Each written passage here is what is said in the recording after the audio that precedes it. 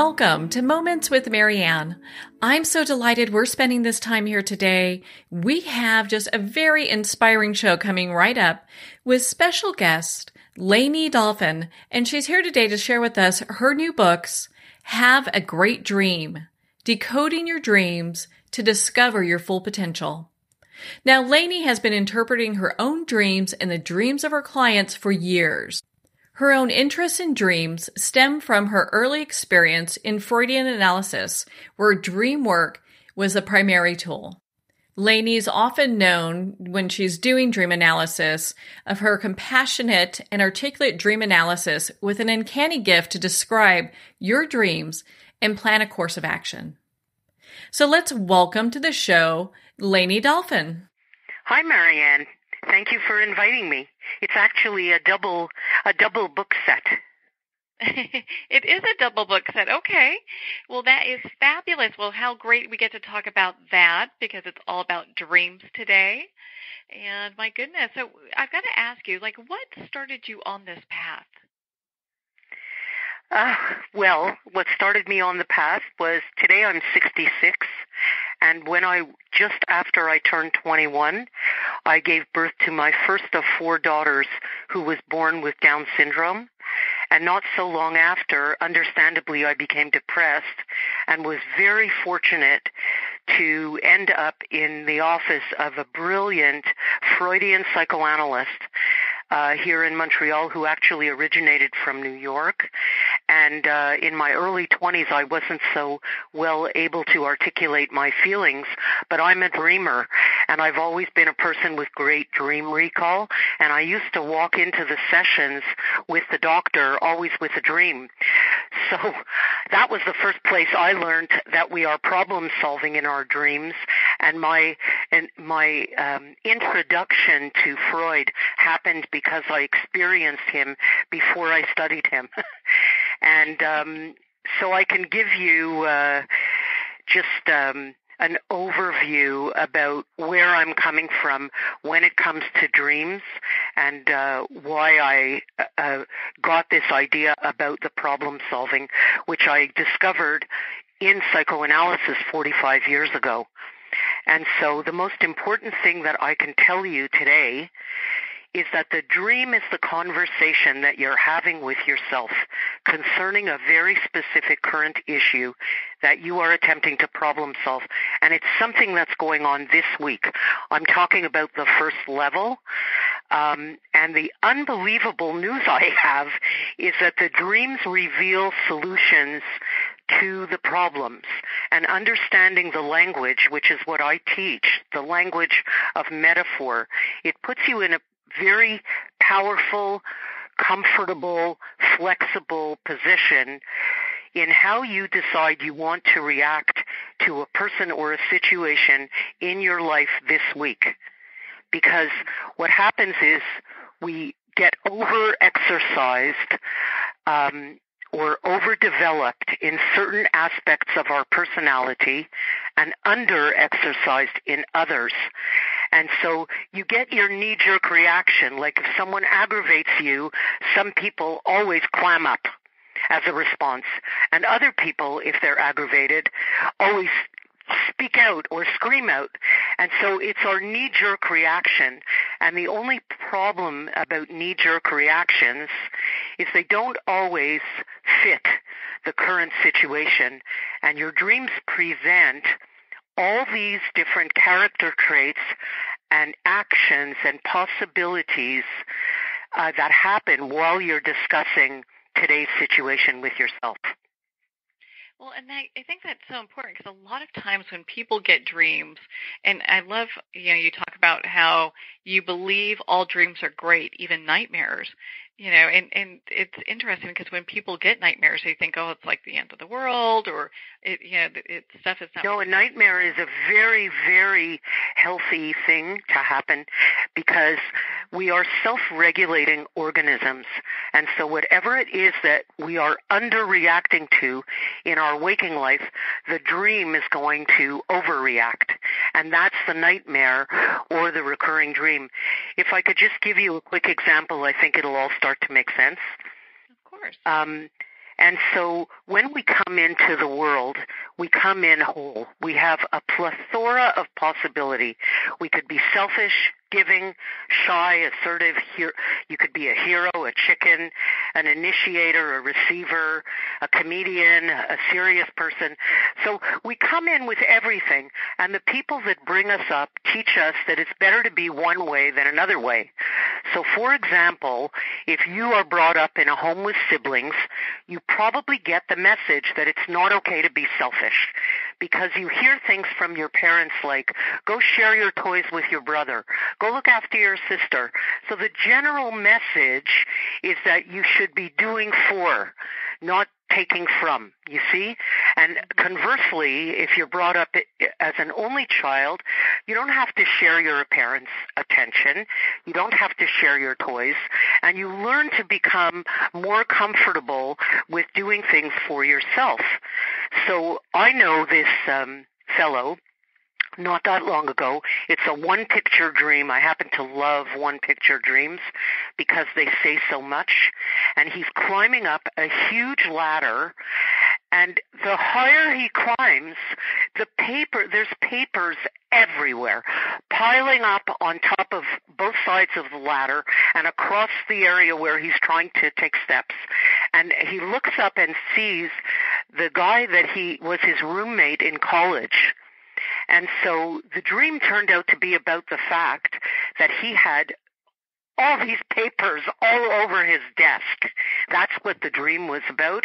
And, at work, and so I guess he uses the ladder about trying to get ahead and in life and having all these papers. And the day before the dream, a bunch of his friends had asked him to go see a movie, and he didn't have what it takes to say no. And so I asked, using a symbols point of entry, that's what I teach you in the book, these various points of entry that you can use to help uncover why you had that dream last night. And so using his friend and a symbol, I asked him, why don't you tell me what are the first 2 or 3 things that come to your mind when you think about that guy? And he said, well, he was a real selfish, take care of me first kind of guy. And so he dreams about that character. That's the character trait that's encouraging him up the ladder in the dream. And that's because this dreamer needed to access his potential to say no, because he's one of those people that doesn't know how to say no. And if you want to look deeper into the dream, you will find out that he comes from a family full of siblings. And those are the people that are usually over-exercised in giving and under-exercised in being able to say, no, I can't go to a movie. I've got work all over my desk. Mm-hmm. You used to being... You see where I'm going with this? Oh, yeah. Oh, yeah. Yeah, that's how the dreams present solutions. That's like one quick and terrific example of a dreamer trying to get in touch with that part of himself. Mm. Well, and so for our listeners that are saying, gosh, okay, I want to get started, kind of recording my dreams, understanding them more. They've purchased your book. What do you suggest that they do? And have purchased my book, you said? Yes. Well, the first book is a short book. My daughters run from 45 all the way down to 25. And I think it was the 25-year-old's influence that encouraged me to write a 100-page book to just tell you quickly, this is how you do it. And so the first book is called Have a Great Dream, the Overview. And it also happens, honestly, because I am a first things first kind of girl. And lots of people come into my office or speak to me on the phone, and they want to go deep quickly. And I prefer... I love going deep. I'm the opposite of my husband. He just wants to know why he had that dream last night. I want to know, well, how does it relate to my childhood and what I'm overexercised in? And so the second book is called Have a Great Dream, a Deeper Discussion. And that's for people like myself who want to look deeper into the dream. So I can give you another example of another dream if you like, just to give people examples. One woman, which I discuss in the second book, it's called The Picnic Dream. And she's dreaming that she's at a picnic, and at first there's only a few ants around, but suddenly there's an escalation. This is like a feelings point of entry. When you ask the dreamer, how did you feel in the dream? And you write down, I give you maps in the book so you know how to map a dream. I write the feelings down the left side of the page, and so you see an escalation because at first there's only a few ants, but within a few minutes, suddenly it turns into an absolute horde of ants. And using the symbols point of entry, when I asked her, what are your associations to a picnic? One of the things that she said, it's eating outside on a blanket, and it's usually sunny and warm and fun. But these ants come in a horde and they spoil the picnic. And in the dream, she wakes up while she's trying to push the ants away with her hands. And the dream turned out to be about the fact that she was having an affair. And the escalation happened. At first, there's only a few ants because those are her kids, his wife, her husband, and they're not really disturbing the picnic. But suddenly, there's an escalation that happens, and the escalation was the fact that he got transferred an hour and a half away from where they live. And so he's going to move an hour and a half away, and how is she going to figure out how to travel to be with him and then have her affair, and then drive an hour and a half back to where she lives and get there in time to pick up the kids at school. I mean, obviously, the situation had grown very quickly out of control. How is the dreamer looking at the action in the dream? How is the dreamer dealing with the current situation? She's pushing the ants away with her hands. And my question is, to you and to the dreamer, is that an appropriate response to the dream situation? Like if that happened in your waking life, are you able to get rid of ants by pushing them away with your hands? Probably not. Probably not. So that is pointing us to an underreaction on the dreamer's part. And what I said, using Carl Jung's active imagination, what I said is maybe you need to get out the raid. And so that encouraged the dreamer. She called me a couple of days later to tell me, and she was laughing actually, that she got out the raid and she ended the affair. So that's the way that the unconscious mind gives us suggestions about our strengths and solutions that are sometimes very literal to the issues that we're facing this week. Mm-hmm. Well, and what are some of the common themes that you see? Because I'm sure you have thousands of people over the years have come to you to help understand their dreams and to decode them. What do you see as some of the common themes? Well, I guess common themes are, when we're aggravated with somebody and we're not speaking up. And so that screaming person in the dream might be the part of your personality that your unconscious is begging you to get in touch with. So, like, for example, I just had a woman not that long ago who was being chased by a rhinoceros. And her associations to rhinoceros was this powerfulness. And so your dreams often present a polarity, like the person who's running away from the rhinoceros and the rhinoceros. They are the antithesis of each other.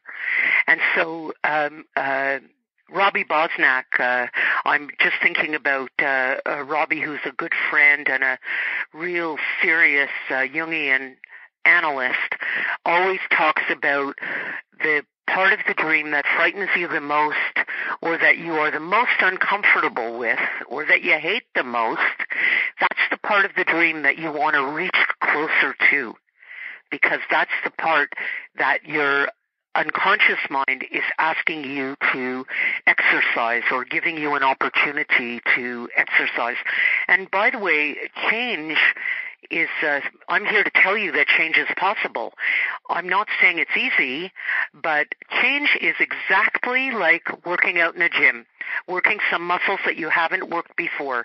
If you're a style of person that usually keeps to yourself and you don't normally feel comfortable about speaking up, the first time you speak up, it's the same thing as going to the gym for the first time, and you know how your muscles hurt the next day and they even hurt more 2 days later. But after you keep working the muscle, you get more and more comfortable with these different parts of your personality and using them in various situations. And of course, you change the dynamic of who you are and what people expect from you. And suddenly, people don't necessarily know what they can expect from you.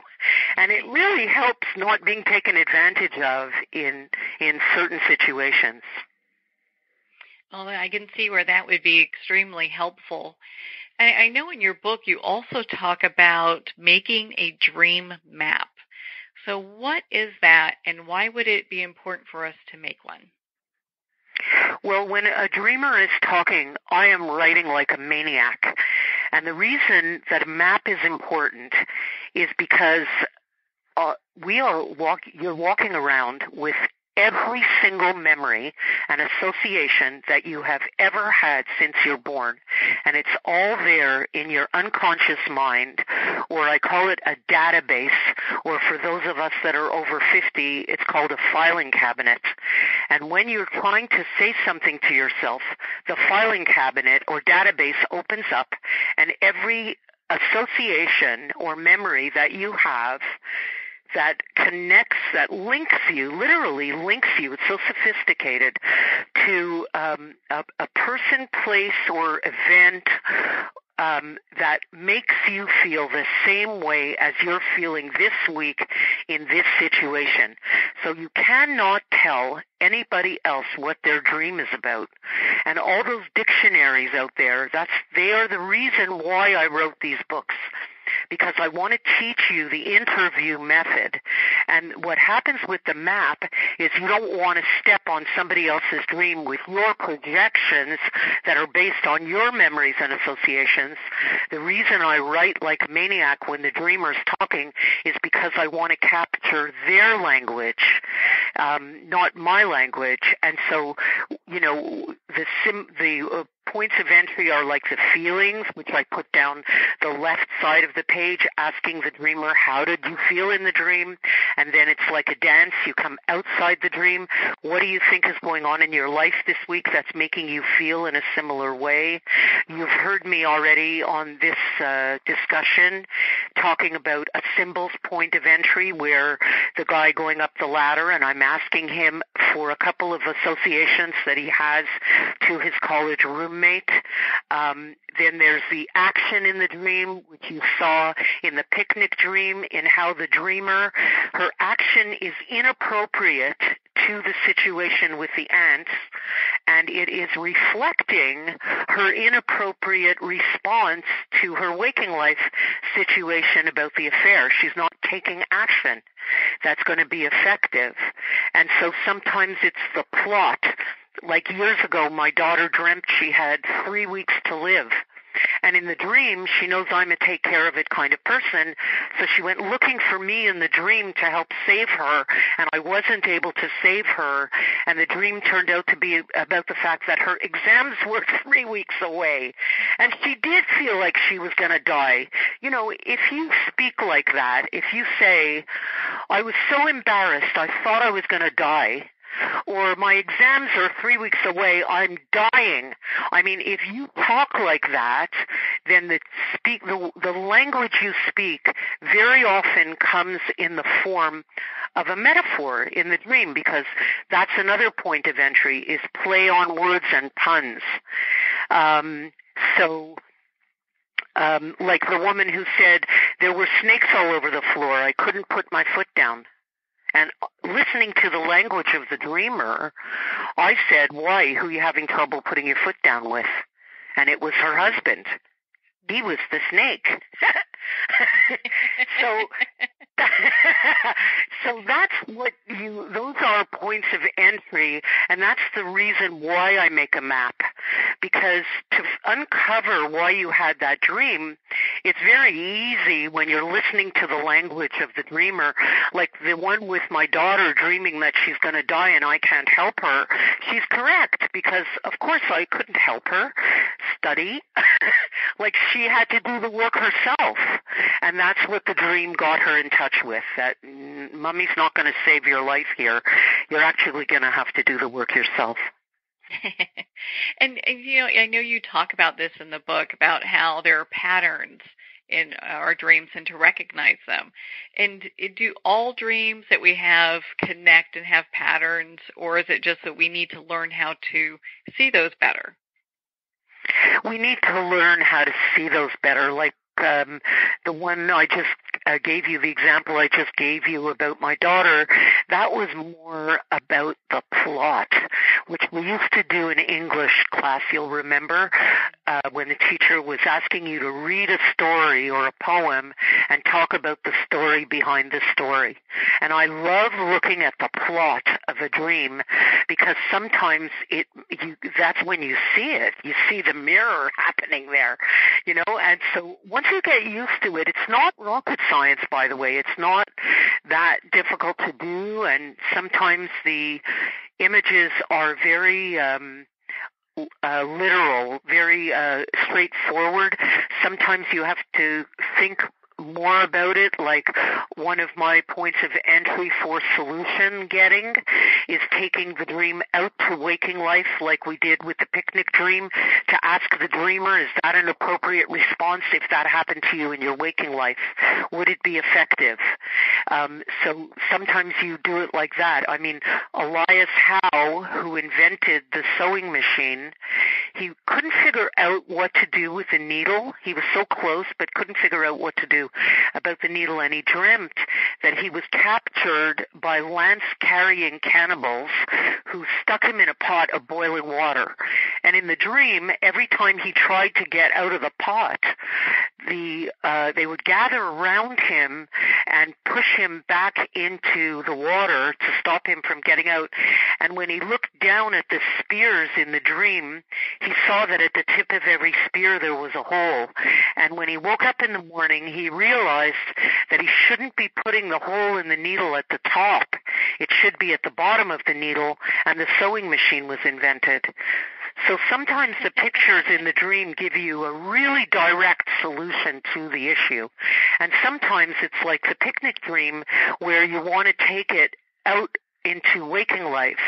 Or in the rhinoceros dream, it's a polarity, and you want to look at, when you see a polarity in a dream, it's typically because you have given a reaction to your waking life situation that is so far over on one side of the spectrum that your unconscious mind, your healthy unconscious, is giving you a polarity on the complete other spectrum. So the woman who's being chased by a rhinoceros, she's not going to become that powerful rhinoceros overnight, because change doesn't happen that easy. But if she understands the metaphor of the dream, and that her unconscious is asking her not to be the victim in the current situation, and instead turn around and face the pursuer, or just get a little bit closer to the rhinoceros potential that she has, just a little bit of that power, well, that's great. That would mean that she's spending her first time in the gym. I think that's so fabulous. I mean, you're able to really crack these with no problem. Have you ever had one that kind of took you a little while and going, gosh, what is that all about? It just seems like you intuitively get exactly what these dreams are talking about. Well, I think it's more fair to say that I've had 45 years experience. And after you do anything for 45 years, you start to get more and more comfortable with it. But that being said, Montague Ullman, the late Dr. Montague Ullman, he had a method called If This Was My Dream. And if you take, 7 people and put them in a circle, and you give one dreamer to say their dream, and each person begins their sentences with, if this was my dream. And that is all that any of us are capable of doing. So I don't have really the power to tell somebody what their dream is about, but I sure know the right questions to ask. And it's not, and that's the difference between someone who calls themselves a dream interpreter and someone who is a dream analyst. And I am a dream analyst, so it's not therapy, but it's very therapeutic. And what I do is ask the right questions, and the dreamer tells me what their dream is about. It's not me who tells you what it's about. But because I hear them so often, I start to hear the plot. Like if somebody says to me, I went to the airport and I missed my plane, and then, because we do a lot of repeating in our dreams, and then they'll say to me, and then later on in the dream, I'm trying to get to my suitcase, but my suitcase has been lost. And then, so I'm already hearing, while the dreamer's talking, I am already hearing that the dreamer is having trouble getting to where they want to go. You see? Or they're not feeling like they have what they need to get to where they want to go. And so if it's your first time doing it, you might not hear that. But after you do it for a while, you start to hear things that come out at you. And I have spent these years studying basically Freud, Jung, Adler, and Pearls. And one of the reasons I wrote the second book, The Deeper Discussion, because I only use the same 7 or 8 dreams throughout the span of the book, because I just want to illustrate that the fathers of psychology shouldn't have been fighting, because all of them are correct. I look at those same dreams from all these different perspectives, and you always get a prize. It doesn't matter which way you enter the dream. The minute you solve the mystery of why you had that dream last night, you got the prize. And it doesn't matter if you used Freud or Jung or Adler or Pearls. It's all good. Everything works. I mean, my husband, if he dreamt he was flying on a cow last night, he just wants to know why he was flying on a cow, and then he wants to go to work. He doesn't want to discuss with me his early childhood relationship with his mother and how that relates to why he was flying on a cow. And I think that's great. Like, for me, any learning is good.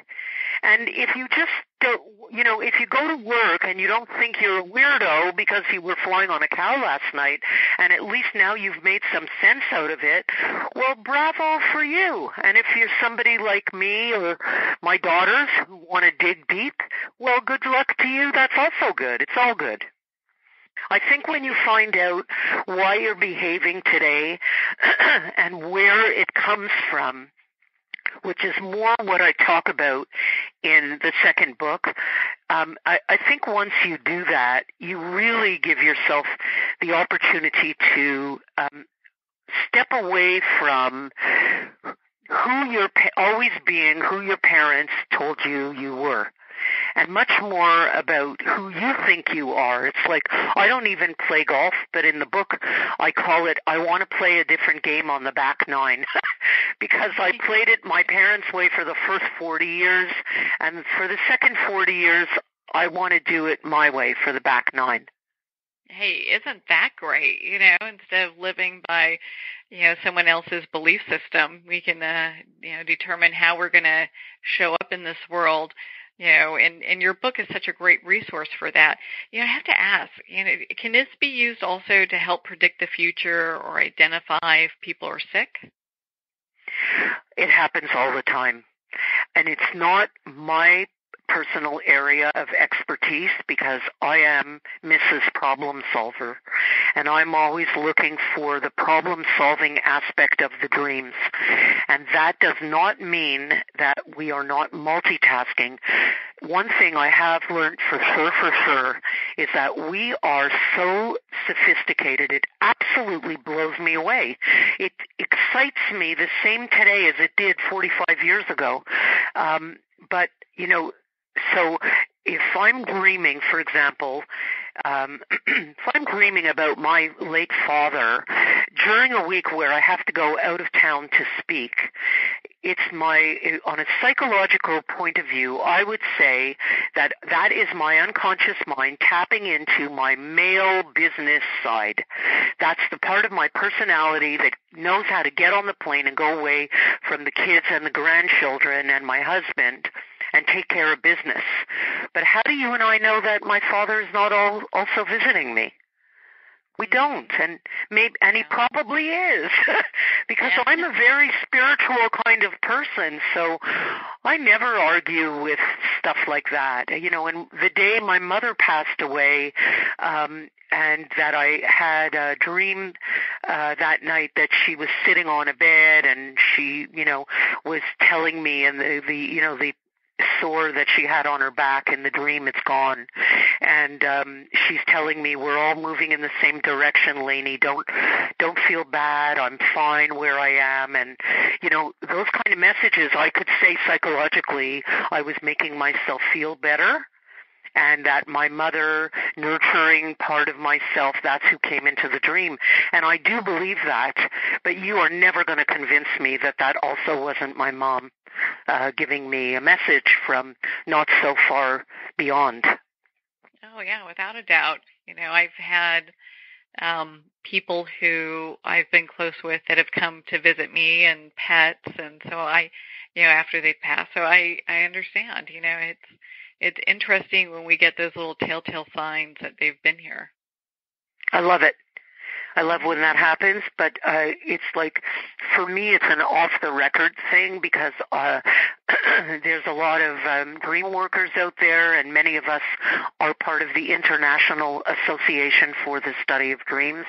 And that organization, you get people who specialize and look at the spiritual stuff, and then there's people who specialize in precognitive messages that we get about our health, and give lots of examples about stuff like that, like Patricia Garfield, who I love so much.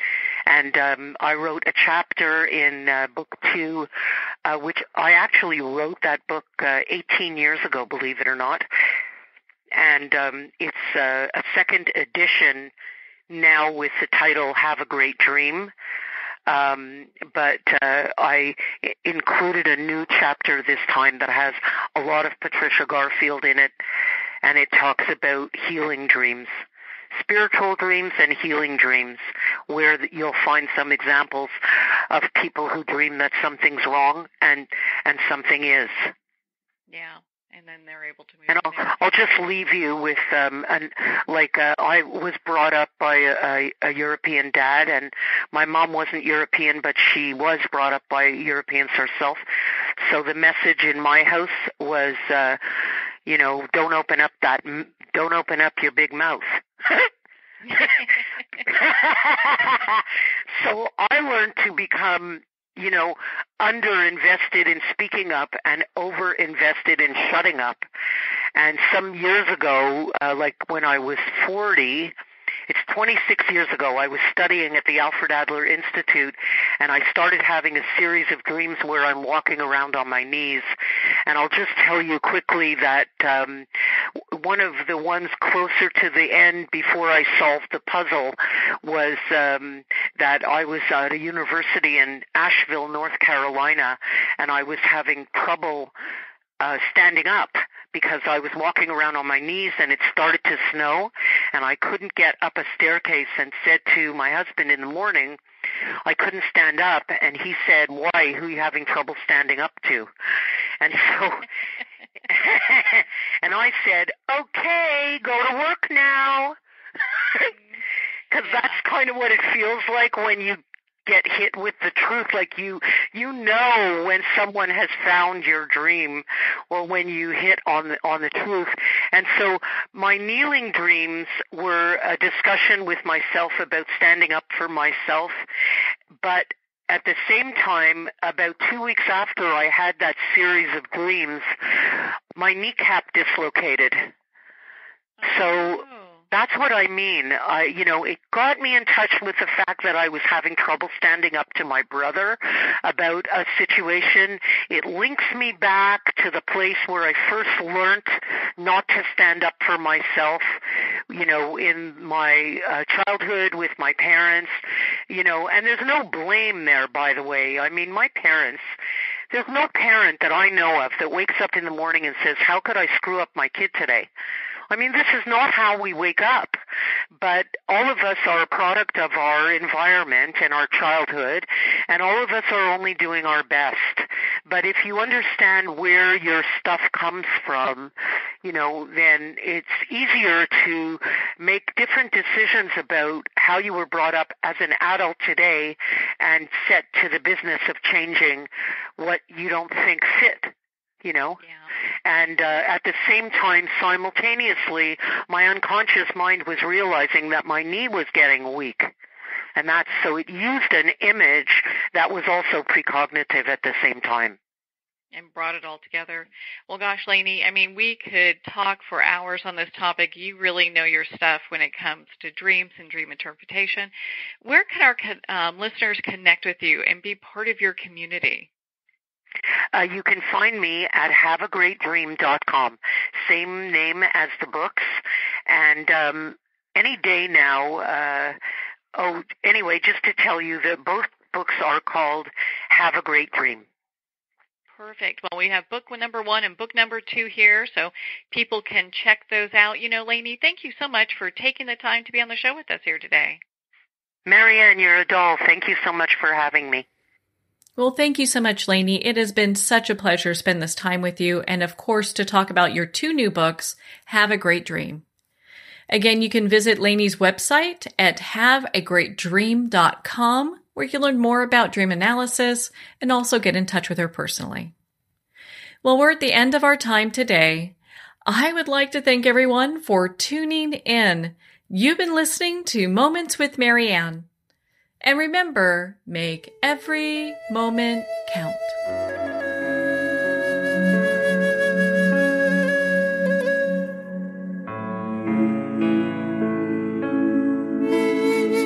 In a single moment, your life can change. Moments with Marianne is a transformative hour that covers an endless array of topics with the best of the best. Her guests are leaders in their fields, ranging from inspirational authors, top industry leaders, and business and spiritual entrepreneurs. Each guest is gifted and a true visionary, a recognized leader in her own work, and while teaching others to develop, refocus, and grow, Marianne will bring the best guest and sometimes a special surprise. Don't miss this. You never know just which moment will change your life forever. Moments with Marianne airs every Thursday, Friday, and Sunday at 8 p.m. Eastern, 6 p.m. Mountain Time. Make sure to tune in and visit momentswithmarianne.com for more information.